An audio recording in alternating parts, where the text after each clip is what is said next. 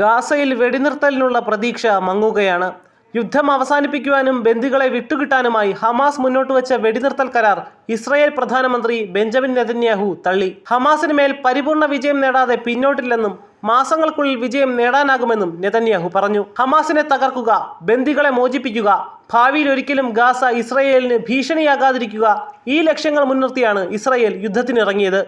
ഈ 3 ലക്ഷ്യങ്ങളും കൈവരിച്ച് ഹമാസിനെ നാമാവശേഷമാക്കാതെ ഇസ്രായേൽ പിന്നോട്ടില്ലെന്നാണ് നെതന്യാഹുവിൻ്റെ നിലപാട്.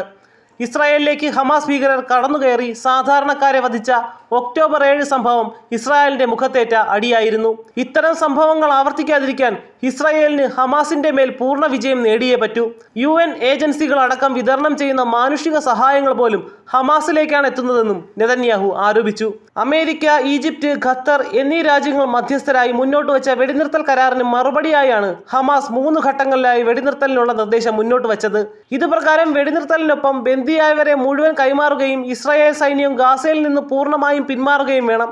ഇതിനുശേഷം ഒരു തരത്തിലുള്ള ആക്രമണവും ഉണ്ടാകില്ലെന്ന് മധ്യസ്ഥരും അമേരിക്ക, തുർക്കി, റഷ്യ എന്നീ രാജ്യങ്ങളും ഐക്യരാഷ്ട്രസഭയും ഉറപ്പു നൽകുകയും വേണമെന്ന് ഹമാസിന്റെ ഉടമ്പടിയിൽ പറയുന്നു.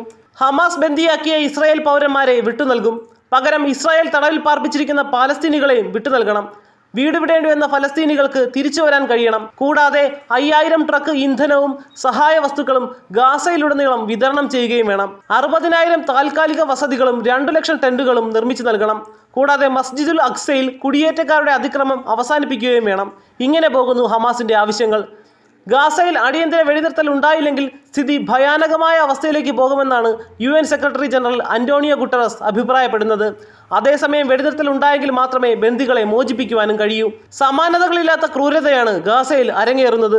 വെസ്റ്റ് ബാങ്കിൽ ജെറുസലേമിന് സമീപം തിങ്കളാഴ്ച ഇസ്രായേൽ സൈന്യം 14 വയസ്സുള്ള ബാലനെ കൊലപ്പെടുത്തുകയും മൃതദേഹം തട്ടിക്കൊണ്ടുപോവുകയും ചെയ്തു. ഡിഫൻസ് ഫോർ ചിൽഡ്രൻ ഇന്റർനാഷണൽ എന്ന സംഘടനയാണ് സംഭവം റിപ്പോർട്ട് ചെയ്തത്. 2016 ജൂൺ മുതൽ 28 പലസ്തീനി കുട്ടികളുടെ മൃതദേഹങ്ങൾ ഇസ്രായേൽ ഇത്തരത്തിൽ തട്ടിക്കൊണ്ടുപോയിട്ടുണ്ട്. ഇതിൽ 3 മൃതദേഹങ്ങൾ മാത്രമാണ് തിരിച്ചു നൽകിയത്. ഇസ്രായേൽ സുപ്രീം കോടതിയുടെ അനുമതിയോടുകൂടിയാണ് ഇസ്രായേൽ മൃതദേഹങ്ങൾ കടത്തുന്നത്. ഇസ്രായേലി പൗരന്മാരെയോ സൈനികരെയോ ആക്രമിച്ചതായി ആരോപിക്കപ്പെടുന്ന പലസ്തീനികളുടെ മൃതദേഹങ്ങൾ കുടുംബങ്ങൾക്ക് തിരികെ നൽകരുതെന്നും 2019 നവംബർ ഇസ്രായേൽ പ്രതിരോധ മന്ത്രി ഉത്തരവിട്ടിരുന്നു. ഇത്തരത്തിൽ മൃതദേഹങ്ങൾ പിടിച്ചുവയ്ക്കുന്ന ലോകത്തിലെ ഒരേ ഒരു രാജ്യമാണ് ഇസ്രായേൽ.